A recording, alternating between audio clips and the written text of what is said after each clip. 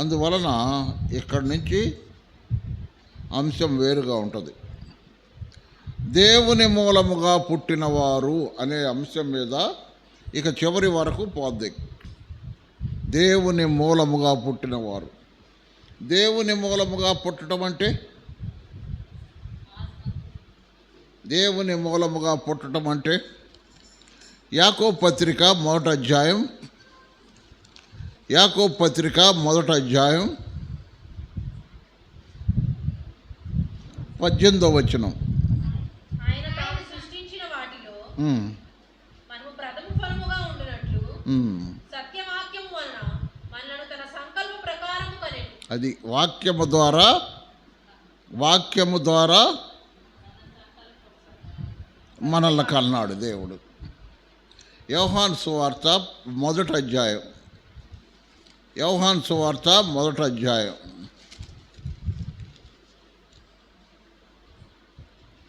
12వ వచనం. తన్ను ఎందరు అంగీకరించిరో వారికి అందరికి అనగా వారికి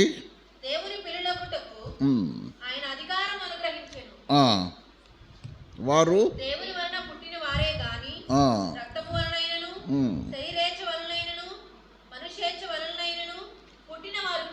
అది ఎలా పుట్టారు? దేవుని వలన పుట్టారు. దేవుని వలన ఎలా పుట్టారు? దేవుని యందు విశ్వాసం ఉంచుట ద్వారా. కాబట్టి మనము దేవుని పిల్లలం. దేవుడు మనల్ని తన వాక్యము ద్వారా కన్నాడు. కాబట్టి ఈ మాట ప్రారంభంలోనే మీకు జ్ఞాపకం చేస్తున్నాను. దేవుని మూలముగా పుట్టిన వారంటే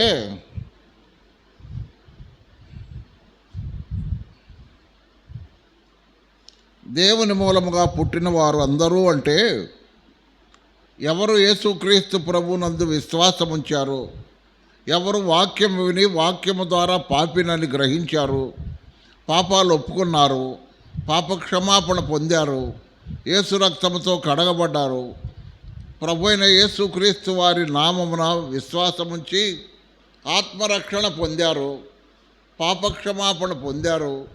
యేసు ప్రభు నా కొరకు చనిపోయి సమాధి చేయబడి మరణమును జయించి 3వ దినమున లేచాడని ప్రభు అయిన యేసునందు విశ్వాసముంచి నీతిమంతులుగా తీర్చబడ్డారు వారందరూ. ఇదంతా ఒక రోజులో, ఒక క్షణంలో, లేక ఒక 5 నిమిషాల్లో జరిగిన కార్యం. నువ్వు యేసు ప్రభువుని నమ్ముకున్నప్పుడు ఎంత టైం పట్టింది ఏమ్మా? నువ్వు యేసు ప్రభువుని నమ్ముకున్నప్పుడు ఎంత టైం పట్టింది? 5 నిమిషాలు, 2 నిమిషాలు, 3 నిమిషాలు. పుట్టడం అనేది ఎంత టైంలో పుడుతుందమ్మా? ఇప్పుడు పిల్లోడు పుడతాడు. స్త్రీకి పిల్లోడు పుట్టిన వెంటనే ఏమంటారు? వాళ్ళ టయానికి పుట్టాడు అంటారు. అంటే ఎంతది? ఒక నిమిషమో కదా, అంతే కదా, అంతే. కాబట్టి మనము కూడా దేవుని మూలముగా పుట్టిన వారము. మనము పుట్టాం, దేవుని వాక్యము ద్వారా పుట్టాం. వాక్యము ద్వారా పుట్టిన వారు అందరూ లోకాన్ని జయిస్తారు. లోకం అంటే శరీరాశ, నేత్రాశ, జీవపుడంబం. శరీరాశ, నేత్రాశ, జీవపుడంబం, ఈ 3 జయించాలి. ఆ 3 జయించాలంటే చాలా కష్టం. జయించిన వారే నిజమైన విశ్వాసం గలవారు. ఆ తర్వాత వచనం మీరు చదవండి. కాదు, దానిపైన ఉంది. అది మీ బైబిల్లో అట్లా ఉంది. నా బైబిల్లో ఏముందంటే మన విశ్వాసమే లోకమును జయించిన విజయం అన్నాడు. ఏదైనా ఒకటే, కానీ దాన్ని రివర్స్ చెప్పాడు. మీకేమన్నా కొద్ది సాఫ్ట్గా రాశాడు. మన విశ్వాసమే లోకమును జయించిన విజయం అన్నాడు. మీ దాంట్లో ఏమన్నాడు? విజయము మన విశ్వాసం అన్నాడు. ఎట్లయినా ఒకటే. కాబట్టి విశ్వాసము ద్వారా మనం లోకాన్ని జయించాల. లోకాన్ని ఎలా జయించాలా? విశ్వాసం అంటే నమ్మి నమ్ముట ద్వారా, దేవుని యందు విశ్వాసం ఉంచుట ద్వారా మనము లోకాన్ని జయిస్తాం. ఎలాగా? శరీరాశ, నేత్రాశ, జీవబుడము అనే వాటిని జయించాలంటే దేవుని ఆత్మ మనకు సహాయం చేస్తాడు. మనలో ఉన్నాడు కాబట్టి, రక్షించబడిన తర్వాత పరిశుద్ధాత్ముడు మనలో ఉన్నాడు కాబట్టి ఆయన సహాయం చేస్తాడు వాటిని జయించటానికి. 5వ వచనం, యేసు దేవుని కుమారుడని నమ్మువాడు తప్ప లోకమును జయించువాడు మరి ఎవడు? అది ఇక్కడ ఇంకొక మాట చెప్పాడు. శరీరాశ, నేత్రాశ, జీవబుడము ఉంది. ఇంకోటి ఏంటంటే యేసు ప్రభువే దేవుని కుమారుడని నమ్మువాడు తప్ప లోకమును జయించువాడు మరెవడు? లోకమేమంటుందంటే దేవుళ్ళు చాలామంది ఉండారు అంటది. కానీ మనమేమంటాం? దేవుడు ఒక్కడే, దేవునికి నరులకు మధ్యవర్తి ఒక్కడే, ఆయన క్రీస్తు యేసు నరుడని మనం అంటాం. కాబట్టి మన విశ్వాసం ఏంటి? దేవుని కుమారుడైన యేసుక్రీస్తు ప్రభువుని నమ్ముకున్నాం. ఆ నమ్ముకోవటం కూడా లోకానికి వ్యతిరేకంగా నమ్ముకున్నాం. లోకమైతే చాలామంది దేవుళ్ళు ఉన్నారు అంటది, కానీ విశ్వాసం అలా ఉండదు. యేసు ప్రభువుని నమ్ముకున్న వాళ్ళు అలా ఉండరు. దేవుడు ఒక్కడే, దేవునికి నరులకు మధ్యవర్తి ఒక్కడే, ఆయన క్రీస్తు యేసు నరుడని మనం అంటాం. జయించువాడు మరెవడు? 6వ వచనం, కొద్దిగా ఇది జాగ్రత్తగా మనం ధ్యానం చేయాలి. 6వ వచనాన్ని, నీళ్ల ద్వారాను, ఎట్లాగా? నీళ్ల ద్వారాను రక్తము ద్వారాను వచ్చినవాడు ఈయనే. నీళ్ల ద్వారాను రక్తము ద్వారాను వచ్చినవాడు ఈయనే, అనగా యేసుక్రీస్తే. ఎలా వచ్చాడు? నీళ్ల ద్వారా, రక్తము ద్వారా వచ్చినవాడు ఈయనే, ఆయన అనగా యేసుక్రీస్తే. యేసుక్రీస్తు ప్రభు ఎలా వచ్చాడు? వాక్యము ద్వారా. నీళ్ళు అంటే వాక్యం. వాక్యము ద్వారా, రక్తము ద్వారా వచ్చినవాడు ఈయనే, అనగా యేసుక్రీస్తే. ఈయన నీళ్లతో మాత్రమే కాక నీళ్లతోనూ రక్తముతోనూ వచ్చను. ఇప్పుడు ఒక మాట చెప్తాను మీకు. యేసు ప్రభు తిరిగి లేచిన తర్వాత, అమ్మా వింటున్నారా?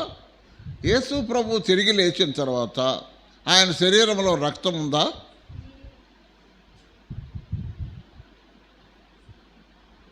ఆయన శరీరంలో రక్తం ఉందా?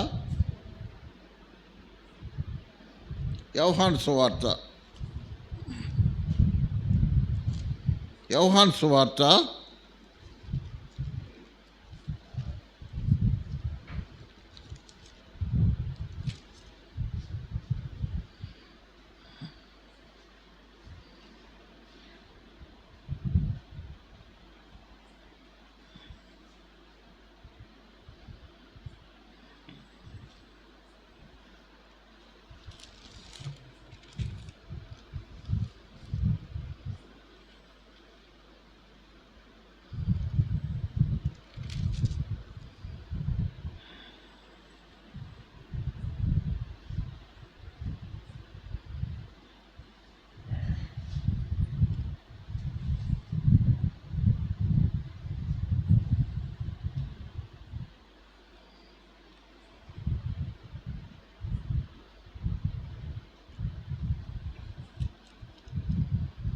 యేసు ప్రభు మొట్టమొదట శిష్యులకు కనబడ్డాడు.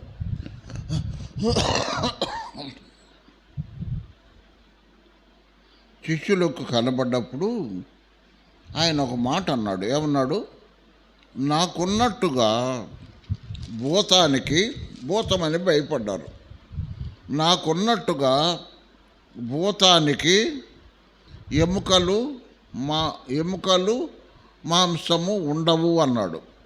ఎక్కడది?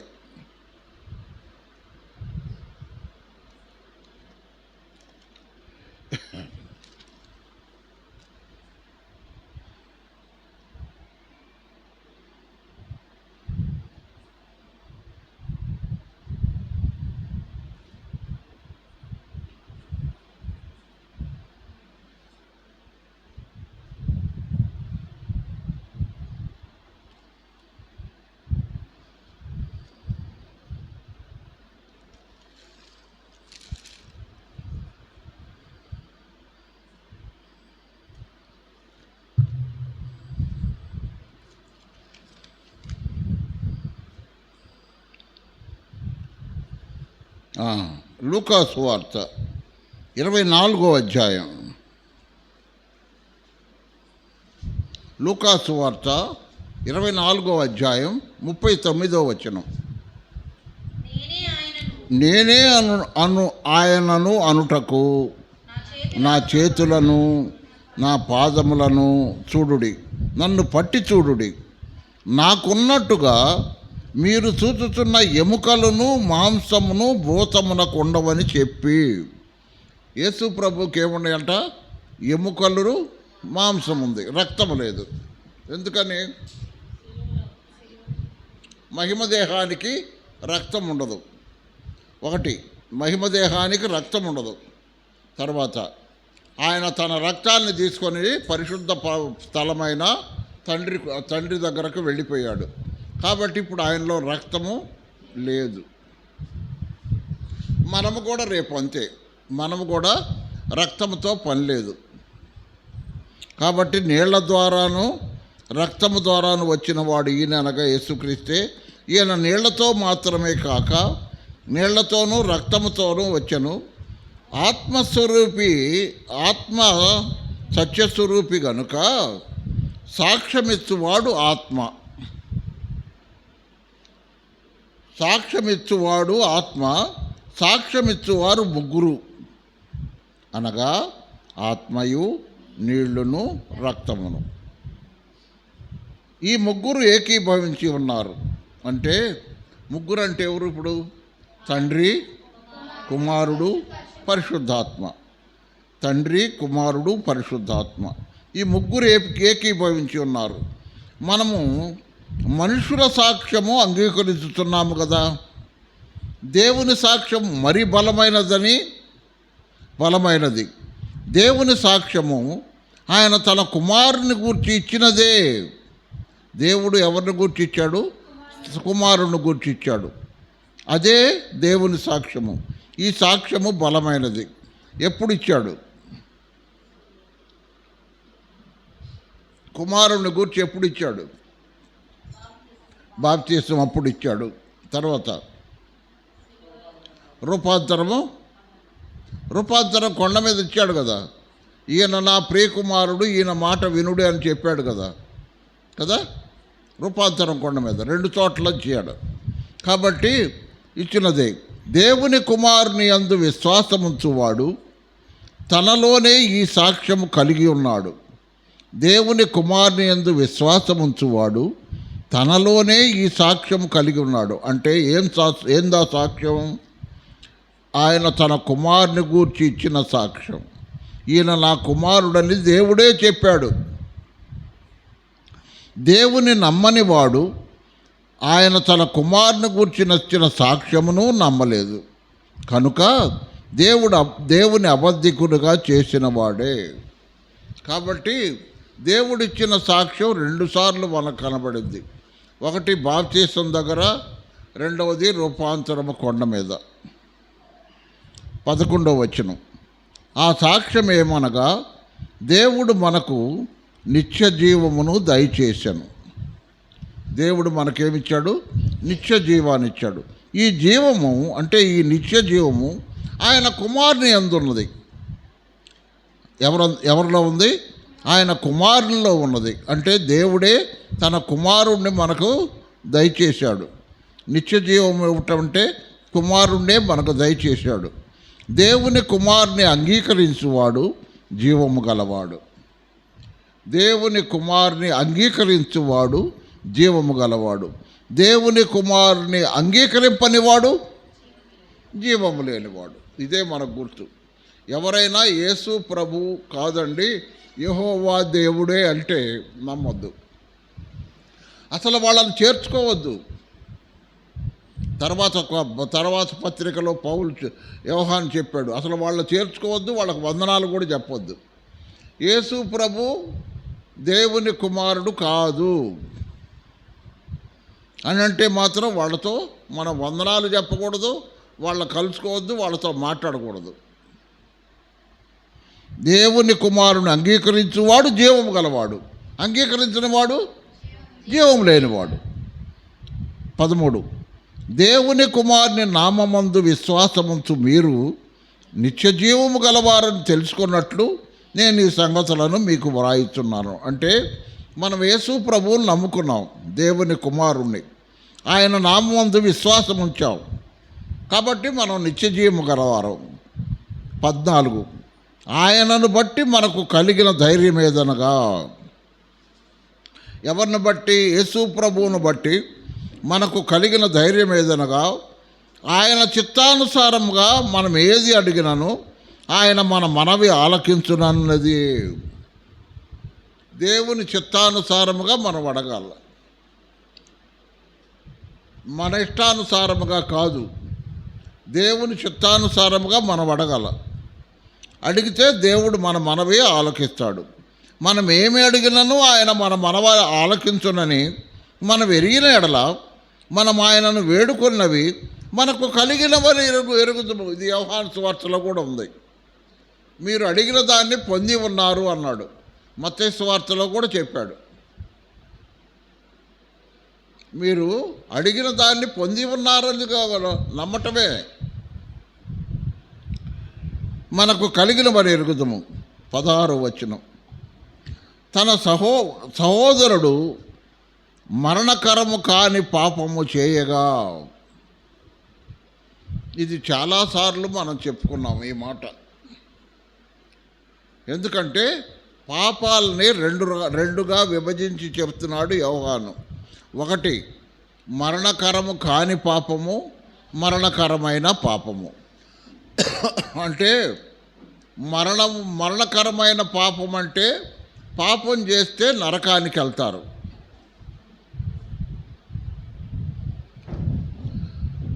మరణకరము కాని పాపం అంటే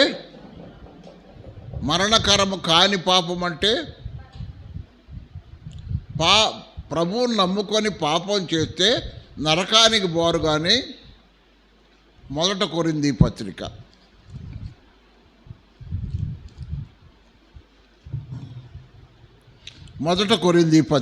11వ అధ్యాయం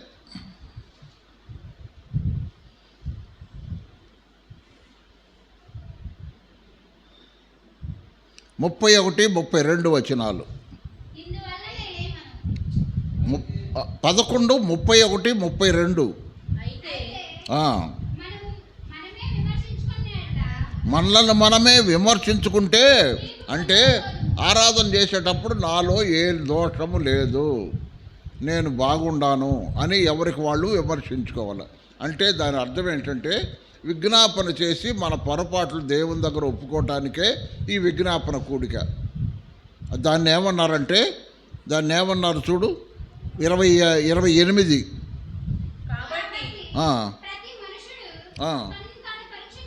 పరీక్షించుకునే దినం ఇది.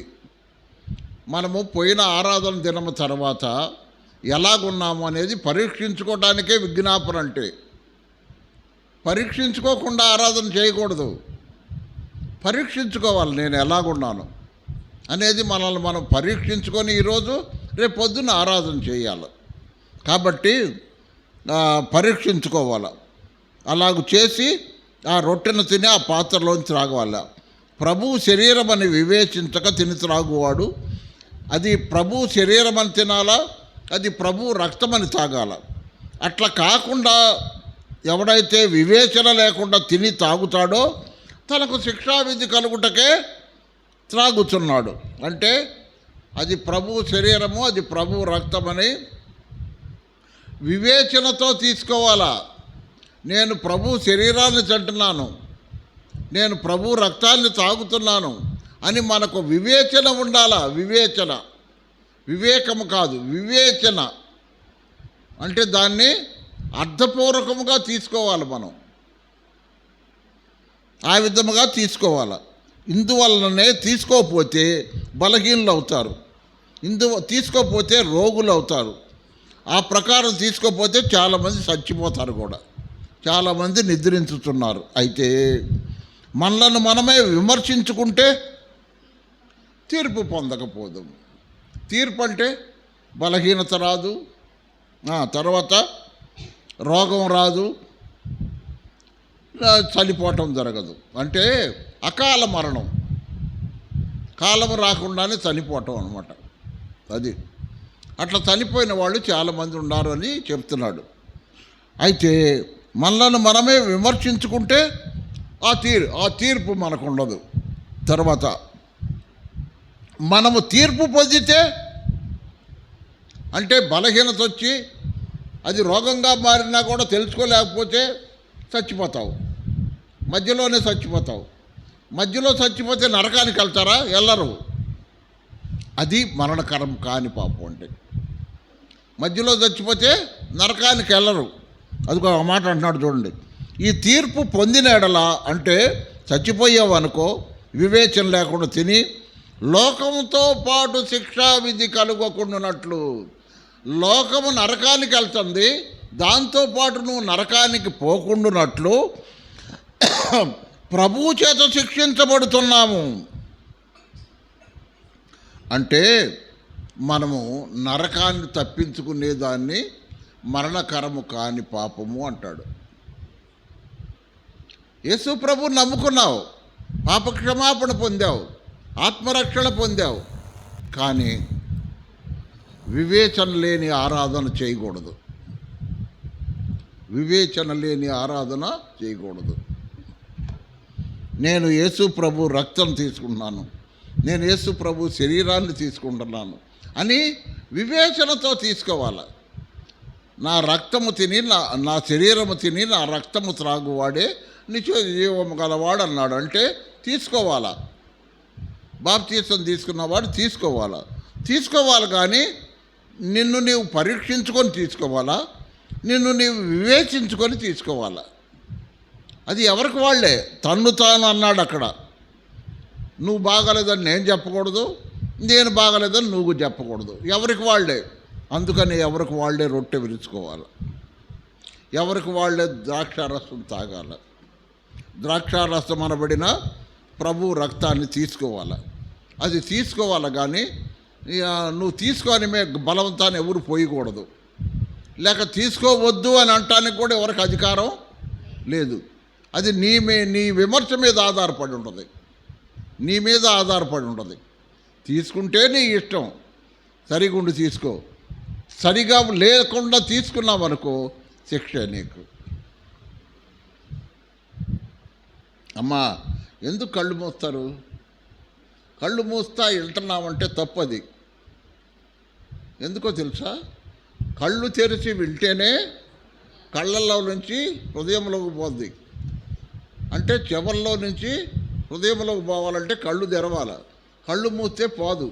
కళ్ళు మూస్తే చెవులు మూతలపడతాయి, చెవులు మూతలపడితే హృదయం మూతపడిద్ది.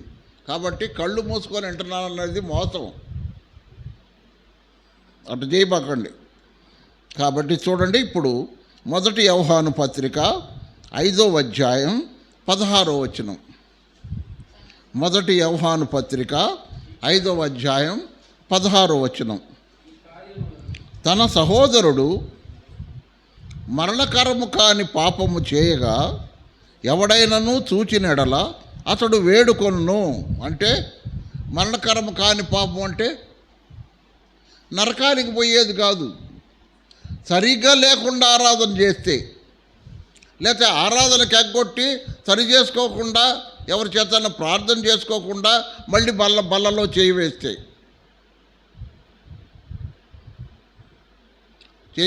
బల్లలో చేయి వేసేటప్పుడు ఎవరి చేతన ప్రార్థన చేయించుకోమని చెప్పాడా లేదా? యాకోబు పత్రిక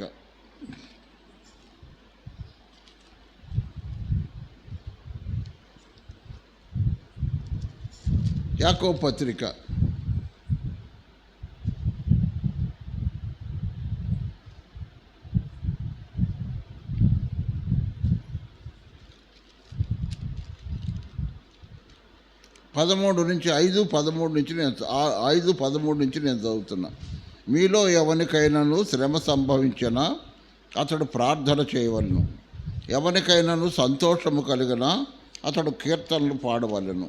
మీలో ఎవడైనాను రోగి అయి ఉన్నాడో అతడు సంఘపు పెద్దలను పిలిపించుకోవాలా. నాకు జబ్బు ఉందని నీకు తెలియదా అంటే ఎట్టా? నీకు జబ్బున్న సంగతి నాకెట్ట తెలుస్తుంది? సంఘ పెద్దలకు కానీ సేవకుడికి కానీ నీకు జబ్బున్న సంగతి ఎట్ట తెలుస్తుంది? అంటే ఎగ్గొడితే జబ్బు ఉండట్టు లెక్క. ఎంతమంది ఆరాధన ఎగ్గొట్టి లేకపోతే విజ్ఞాపన ఎగ్గొట్టి వేరే పనులకు పోతారు? అప్పుడు నీకు జబ్బు ఉండట ఎట్లా? కాబట్టి నువ్వు కబురు చేయాలి. ఏమని?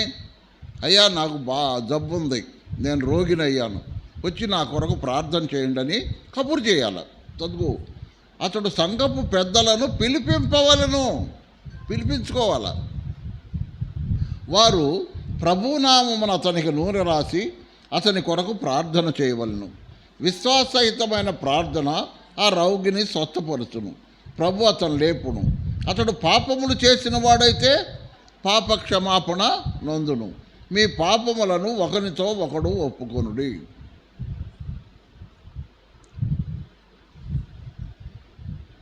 పదహారో వచనంలో మొదటి మాట, బ్రదర్ను సహవాసం వాళ్ళు ఎవరు ఒప్పుకోరు.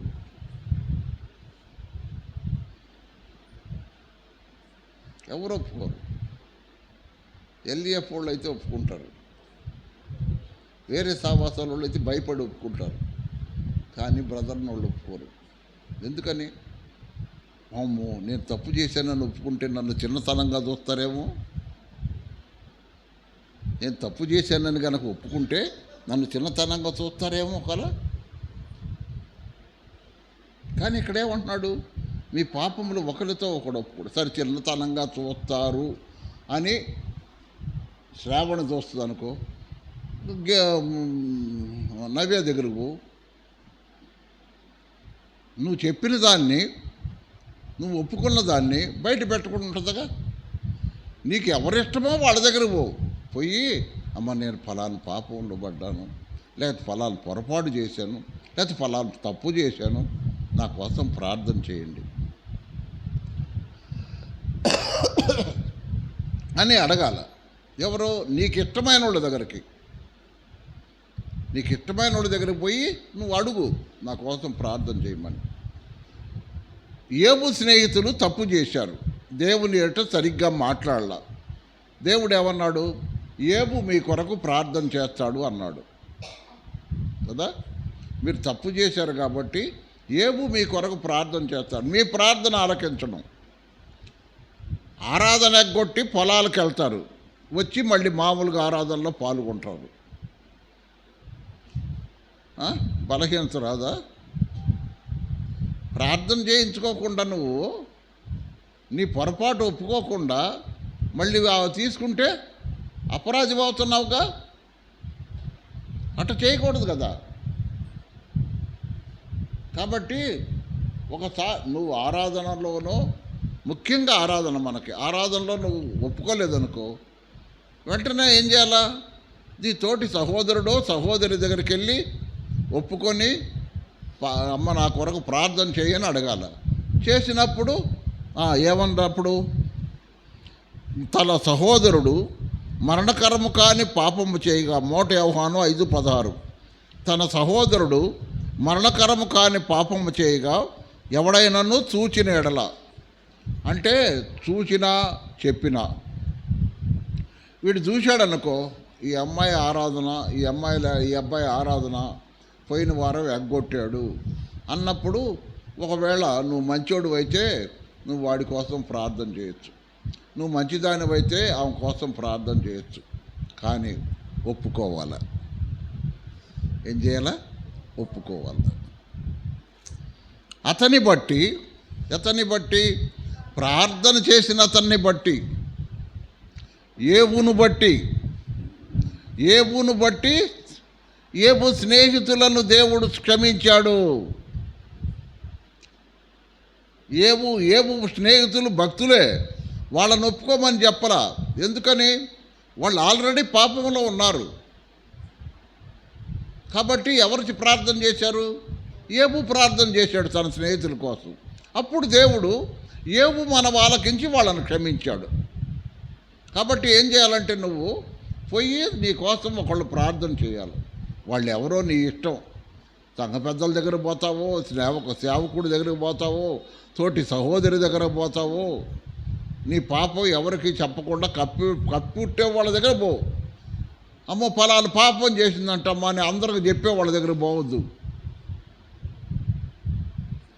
ఈడేదో పెద్ద నీతిమంతుడుగా, ఏమేదో నీతిమంతురాలుగా, ఏం ప్రార్థన చేస్తే ఆమెకేందో జరిగినట్టుగా అట్ట చెప్పే వాళ్ళ దగ్గర పోవద్దు. నువ్వు ఒప్పుకున్నప్పుడు అయ్యో పాపం అని ప్రార్థన చేసి ప్రభు క్షమించాళ్ళేమ్మా అని చెప్పి పంపించి ఇక అది కప్పిపుచ్చుకుంటే మంచిది. నా దగ్గరకు వచ్చి పాపం ఒప్పుకుంది, నేను ప్రార్థన చేశాను, దేవుడు క్షమించాడు అని 10 మందికి డప్పు కొట్టకూడదు. అది తప్పు. తన సహోదరుడు మరణకరము కాని పాపము చేయగా ఎవడైనను చూచినెడల అతడు వేడుకొన్ను. అతనిని బట్టి దేవుడు మరణకరము కాని పాపము చేసిన వారికి జీవము దయచేయను. అక్కడ మళ్ళీ లాస్ట్లోకి వచ్చింది ఏంటది? జీవము దయచేయను అంటే ఏం పోయింది? జీవం పోయింది. ఒక వారం ఆరాధన చేయకపోతే జీవం పోయింది. నీ ప్రార్థన అందుకని దేవుడు వినడు, దేవుని దగ్గర పోదు. చూసావా? అంటే ఒక వారం దేవుని దగ్గర నువ్వు ఆరాధన చేయకుండా నిర్లక్ష్యం చేస్తే నీ ప్రార్థన పైకి పోవటానికి ఆటంకం ఏర్పడింది. ఏంది? అసలు ఉండ జీవమే పోయింది. నీకు దేవునికి కనెక్షన్ పోయింది. అందువల్ల నీ కోసం వేరే వాళ్ళు ప్రార్థన చేయాలి. భక్తులే, ఏబు స్నేహితులు భక్తులే. మరి వాళ్ళని అడగొచ్చు, వాళ్ళు నాకు చెప్పొచ్చుగా, మీరు పాపం ఒప్పుకోండి నేను క్షమిస్తానని. దేవుడు ఏబు చేత ఎందుకు ప్రార్థన చేయించుకోమన్నాడు? గమనించారా? ఏబు చేత ఎందుకు ప్రార్థన చేయించుకోమన్నాడు? వీళ్ళల్లో జీవం పోయింది. నీ ప్రార్థన దేవుడు వినడు. నీ ప్రార్థన దేవుడు వినడు. ఆరాధనకి ఎగ్గొడితే జీవం పోద్ది, దేవుని ఆజ్ఞను అతిక్రమిస్తే జీవం పోద్ది. అప్పుడు నీ సహోదరి నీ కోసం ప్రార్థన చేస్తే దేవుడు మరల వారికి జీవము దయచేయును. నువ్వు అడిగితే కాదు, నీ తోటి సహోదరుడు అడిగితే అప్పుడు దేవుడు నీకు జీవం ఇస్తాడు. ఎప్పుడు? నువ్వు ఒప్పుకుంటే. ఎక్కడైనా ఒప్పుకోవాల్సిందే. సహోదరి దగ్గరకు పోయి ఒప్పుకొని ప్రార్థన చేయించుకోవచ్చు, లేకపోతే సహోదరుడి దగ్గరికి వెళ్ళిపోయి ప్రార్థన చేయించుకోవచ్చు. ఎక్కడైనా కప్పుకోకుండా ఒప్పుకోవాలా.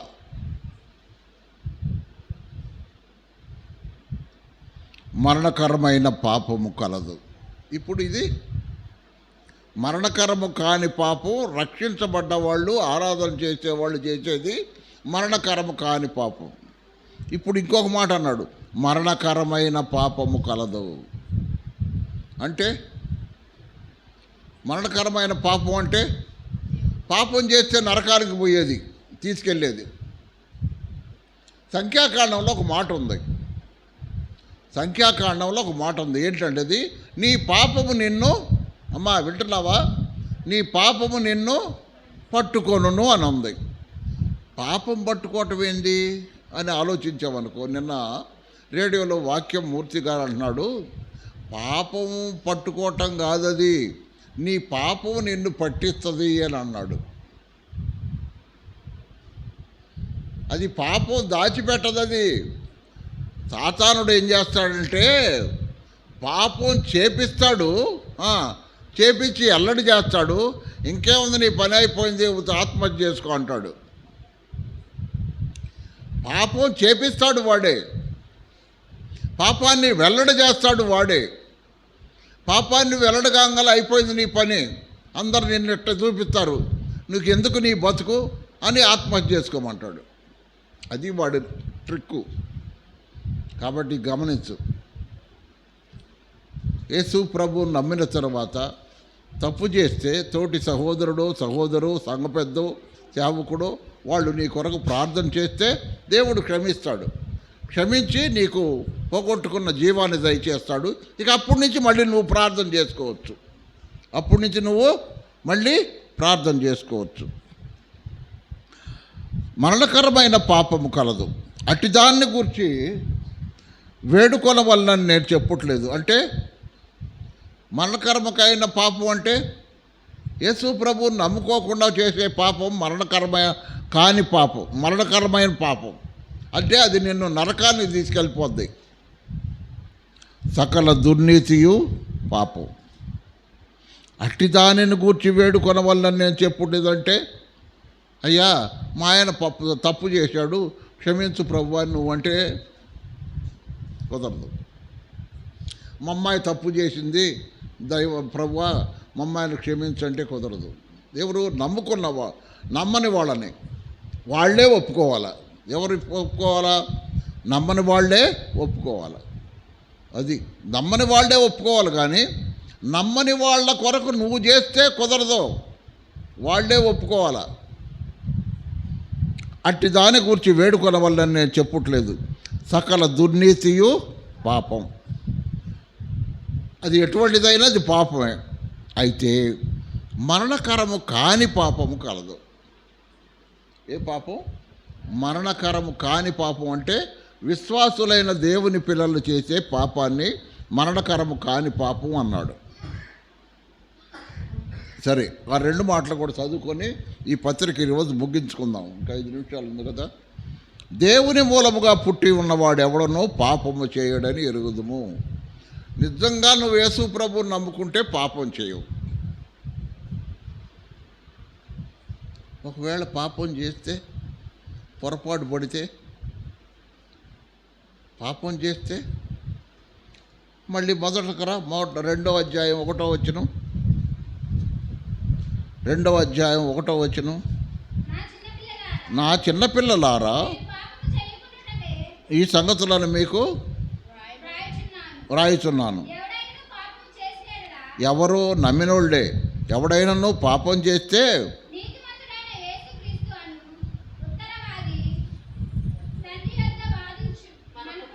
అది అంటే నమ్మిన వాళ్ళు కూడా పాపం చేయటానికి అవకాశం ఉంటుంది.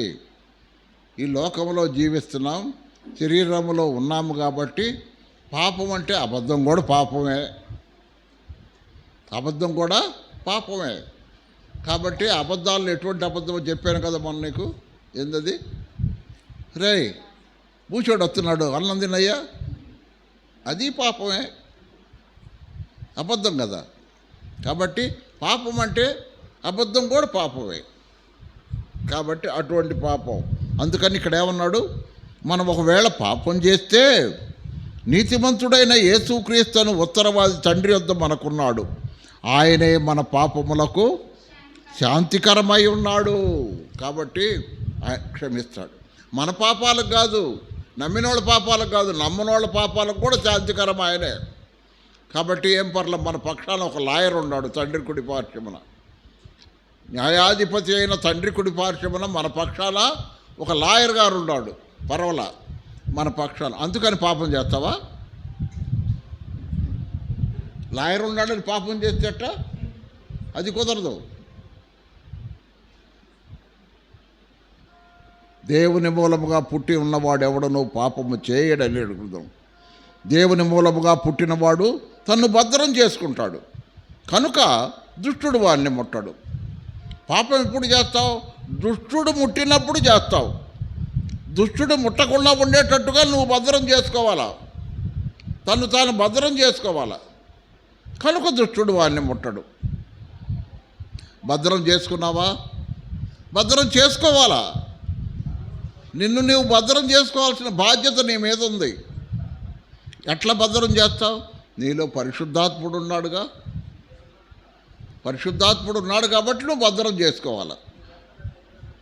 మనము దేవుని సంబంధులమనియు లోకమంతయు దుష్టునికి లోబడి ఉన్నదనియు ఎరుగుదుము.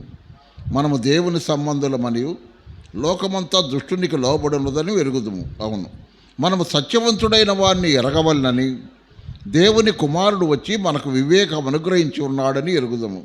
అంటే మనము సత్యవంతుడైన వారిని ఎరుగవలనని దేవుని కుమారుడు వచ్చి, సత్యవంతుడు ఎవరు? దేవుడు సత్యవంతుడు.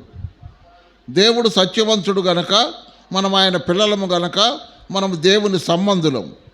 మనకు వివేకం అనుగ్రహించి ఉన్నాడని ఎరుగుదాం. మనము దేవుని కుమారుడైన యేసుక్రీస్తునందున్న వారమై సత్యవంతుని అందున్నాము. ఎవరు సత్యవంతుడు? దేవుడు సత్యవంతుడు. ఆయనే నిజమైన దేవుడును నిత్యజీవమునై ఉన్నాడు. అంటే మనం దేవుని కుమారుడైన యేసుక్రీస్తునందున్న వారమై సత్యవంతుని అందున్నాము. ఆయన ఎందున్నాము, యేసుక్రీస్తులో ఉన్నాము, తండ్రిలో ఉన్నాము. మన సహవాసము తండ్రితోనూ కుమారునితోనూ పరిశుద్ధాత్మతోనూ అన్యోన్య సహవాసము గలవారమై ఉన్నాము. ఆయనే నిజమైన దేవుడును నిత్యజీవమునై ఉన్నాడు. చిన్నపిల్లలారా, విగ్రహముల జోలికి పోకుండా జాగ్రత్తగా ఉండండి. విగ్రహాల జోలికి పోవద్దు.